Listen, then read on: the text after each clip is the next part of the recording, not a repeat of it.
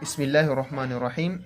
Alhamdulillahi rabbil alamin wassalatu wassalamu ala rasulillahi Muhammad sallallahu alaihi wasallam. Naam, leo tutajifunza lugha ya Kiarabu. Somo la Kiarabu, adh-dhamair, dhamiri. Hizi ndo adh-dhamairi za Kiarabu. Kwa hizi ukitaka kuzungumza kusema mimi, sisi, wewe, nyinyi, kwa hiyo unatumia hizi ya hapa kwa lugha ya Kiarabu.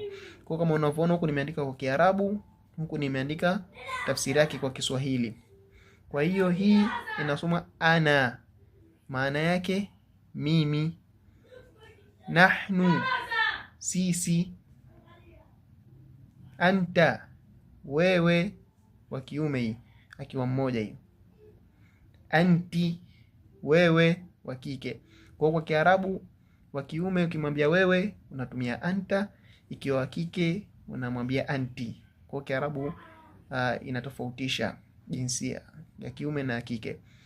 Tofauti na Kiswahili. Kiswahili utasema tu wewe, wewe, ikiwa wa kike, wa kiume unasema tu wewe. Lakini kwa Kiarabu ikiwa mwanamke unatumia ni dhamiri yake, na ikiwa mwanaume unatumia ya kwake. Haya, antuma, ninyi wawili. Kwa Kiarabu wili kwa ambayo unazungumzia inaanza na watatu. Watatu. Tofauti na Kiswahili.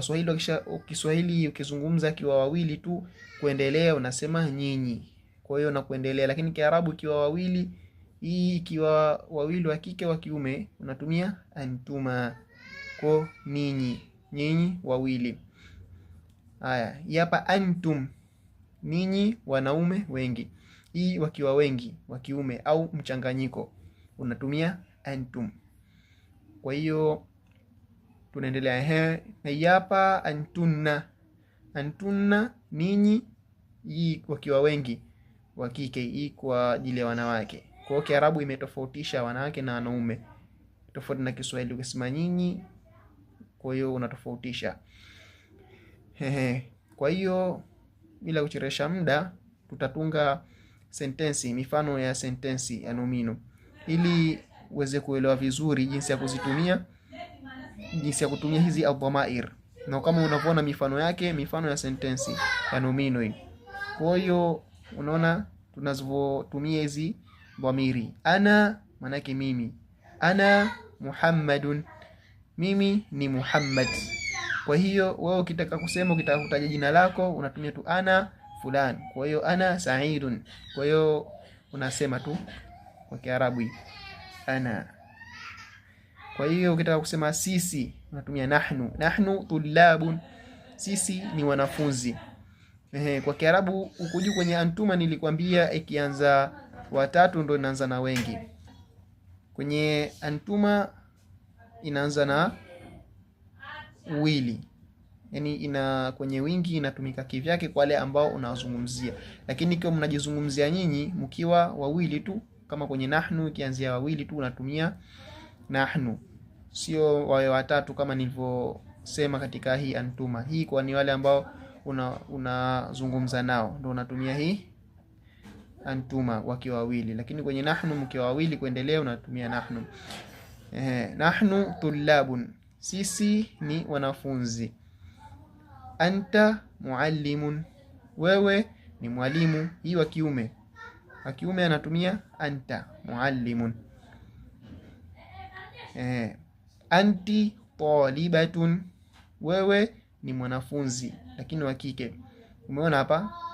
Anta akiwa kiume unatumia anta, akiwa wa kike unatumia anti. Kwa hiyo na hapa ingelikuwa ni mwanaume kwenye hii hapa talibatun, ingelikuwa ni mwanaume ungesema anta talibun.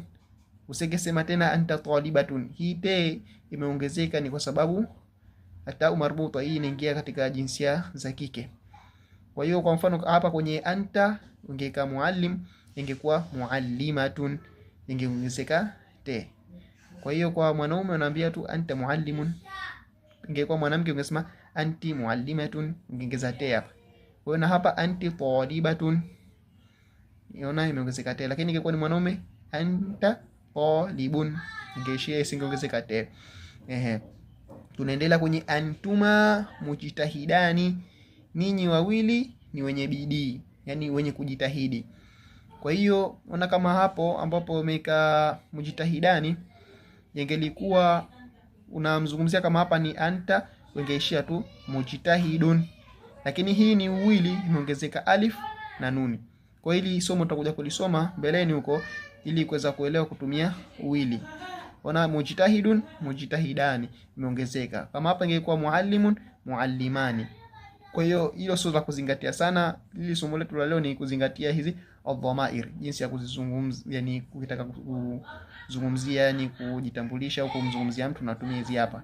Haya, tunaenda kwenye uwingi. Antum muslimuna, ninyi ni Waislamu. Ingelikuwa ni mmoja, anta muslimun. Hii imeongezeka muslimuna kwa sababu ni wengi.